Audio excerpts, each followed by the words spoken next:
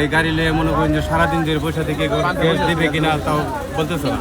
মানে সারাদিন ধরে পয়সা থেকে আমাদের পকেটে এখন টাকা পয়সাও নাই। মানে আমরা কোদিকে যাবো, গাড়ি এই যে কিস্তিভাবে গাড়ি লইছি, গাড়ি কিস্তি দিতে পারতেছি না, খাওয়ানোর টাকা নেই, বাড়িতে সংসার চালাবো কিভাবে কোনো কিছু নাই। সারাদিন এখানে বসে রয়েছি, অনেক রাত্রে থেকে আমরা এখানে বসে রয়েছি। আমরা গ্যাস দিলে দিব, না দিলে না করবো, মাইকিং করে না করে দিব, নির্দিষ্টকালের জন্য বলে দিব। প্রত্যেক গরিব মানুষ আমরা ভোগান্তির রাখছে। আমরা কেউ আছি আমদানি গাড়ি চালাইতেছি, কেউ কিস্তির গাড়ি চালাইতেছি, কেউ আমরা পেটের দায়ে গাড়ি চালাইতেছি। আমার কিস্তির গাড়ি, আমি কি জব দিব কিস্তিগুলোকে? আমার সংসার আছে, প্রতি মাসে টাকা দিতে হয়, আমার সংসার আছে, কাদেরকে জব দিতে হয়। এদিক দিয়ে ইনকাম করে যাত্রীর কাছে ভাড়া চাইলে বলে এত কেন ভাড়া, জব দিতে হয়। কয় তুমি গ্যাস নিও না, গাড়ি নিয়ে বসে থাকো। কেন বসে থাকবো? আমরা টাকা দিয়ে ঋণ দিয়ে গাড়ি আনেছি, এখন গাড়ি চালাতে পারি না। এটা জব কে দিবে?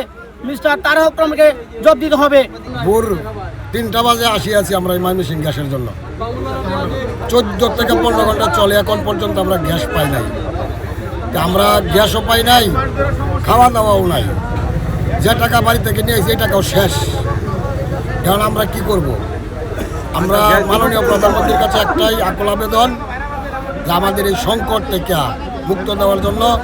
আমরা গাড়ি চালাইতে পারতেছি না। যে টাঙ্গাইল দিতেছে, জামালপুর, বদ্ধ, ময়মনসিংহ সদরের ভিতরে আমরা গ্যাস পাচ্ছি না। এখান থেকে টাঙ্গাইলে মানুষ বসে রয়েছে, গ্যাস দিতে জন্য ঢাইকা দিতেছে, তাও গাড়ি পাইতেছে না। আমরা বালুঘাট এই পর্যন্ত সমস্যা। আমরা সদরে কি জন্য এই গ্যাস পাইতেছে না, তার কি সমস্যা, এটা কি আমরা কি জন্য অপরাধ করছি আমরা? যে আমরা অফিসে গেলে উমুক তুমুক দেখা, তাও 6টার পরের থেকে গ্যাস বন্ধ করে দেয়, রাত 9টায় দেয়। আবার সকাল 6টার সময় আসি, দেখা যায় 2 গাড়ি 3 গাড়ি থাকতে গ্যাস জায়গা, ওই গ্যাস দেওয়া বন্ধ, আর হবে না। তাহলে আমরা কি করব? যারা কর্মস্থলে যাবে গাড়ির জন্য যানজটের কারণে, ওরা যদি এই 6 ঘন্টা 7 ঘন্টা 8 ঘন্টা জায়গায় যানজটে, তাহলে কর্মস্থল কাজে যোগ দিবে কোন সময়? এভাবে বেকারত্ব বেড়ে যেতেছে গা। এই যে হাজার হাজার ড্রাইভার ভাইয়েরা এগুলো গ্যাসের সংকটে পড়ে রয়েছে, এই গ্যাসের এই ব্যবস্থা করতেছে না। এই পরিবারটি এভাবে রেইন করে খাইতেছে।